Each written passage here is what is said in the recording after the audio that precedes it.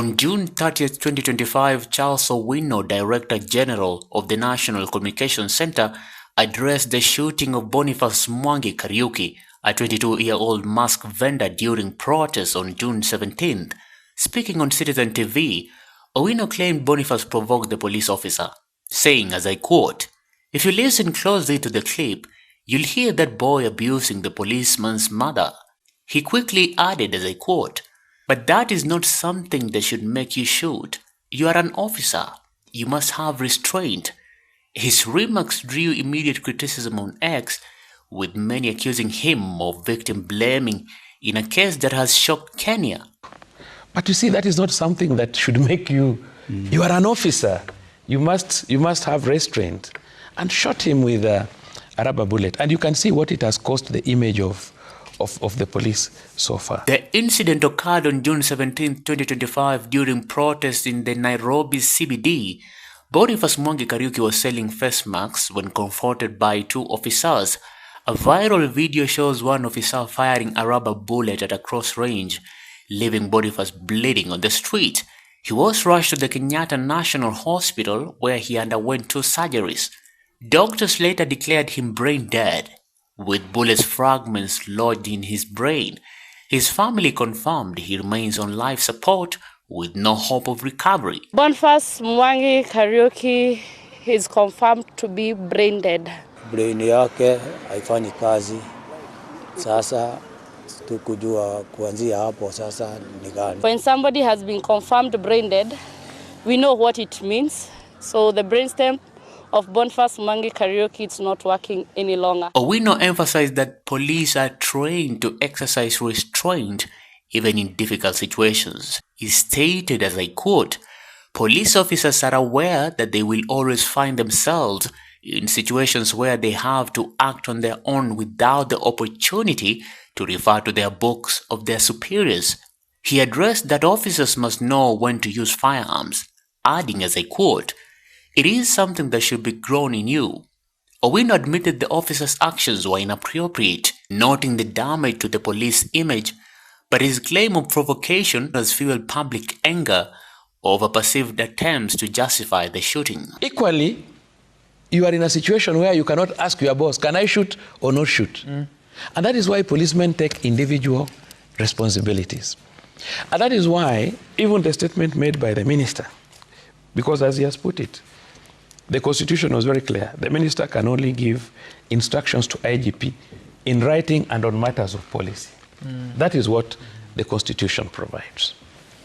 But it reaches a moment where a minister is seen to be incapacitated by actions of people, whatever has happened. So what I would want us to discuss in this forum and agree as a country, and we have you here. Boniface's family is devastated. Spokesperson Emily Wanjira said, as I quote, "Doctors told us there is no hope of recovery." Jonah Kariuki, Boniface's father, revealed the hospital bill has exceeded 1 million shilling and is still rising. The family demands actions against the officer who shot Boniface, insisting on justice. The shooting has amplified public concern over police violence during protests, with the Generation Z movement and human rights groups, including Amnesty International, calling for accountability and an end to impunity. Legally in Kenya, there is no that permission of switching off the life support machine.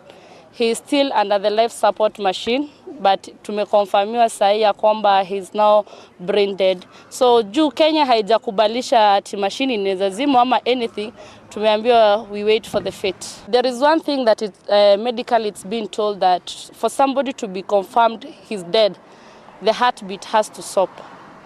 But the heartbeat is slightly there. Sasa tukikwambia umekufa akili huko kweli? Tumeacha daktari atuambie sasa ya kwamba ameisha. Nobody can say, Senator, that when a person approaches a police station, every day we are all going to police stations.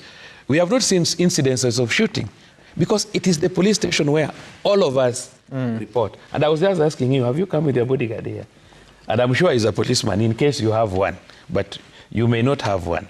Why would you have it? Why would you have him? Okay. And so what I'm saying is, first of all, as Kenyans, can we agree that there are certain things that we can do, as he has put it? Our Constitution 2010, our biggest gain was the Bill of Rights. That Article 4. But remember, and Harvey is here, I'll always refer to him, that the same article, every right, and I've said it here severally, comes with limitations, comes with morals, and comes with responsibility. And as you enjoy your rights and fundamental freedoms, you don't prejudice the rights and freedoms of others. We only have one police service. We cannot have two. And we cannot afford to demonize. Okay. If police officers commit mistakes, let us see a situation where action is taken against them and taken against them firmly and appropriately. But equally, let us not lie to Mwananchi that policemen cannot use. Because if we don't create fear, my brother, if today 1,000 people, not even 1,000, even 100 people invade a police station, and they are aware that there's nothing policemen will do, then what are we doing here?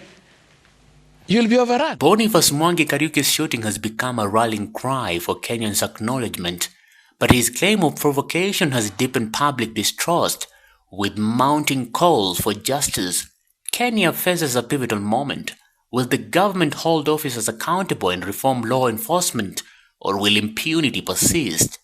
Boniface's family and the nation awaits answers. The hospital bill now is quite higher. We are at 3 point something now. So we are praying and hoping now for the well-wishers, because now any communication and assistance, we have not received any from the government as we speak. We are still hoping to hear from them. The same way we were hoping to see whether Boniface can wake up, it is the same way we are now hoping to hear from them. But no communication as we hear, as per now. Maybe in later on, but we don't know anything else. So the only thing we have come out to declare is that it's now fully declared. He's brain dead. Now where we are, it's now as we can see us, as the family.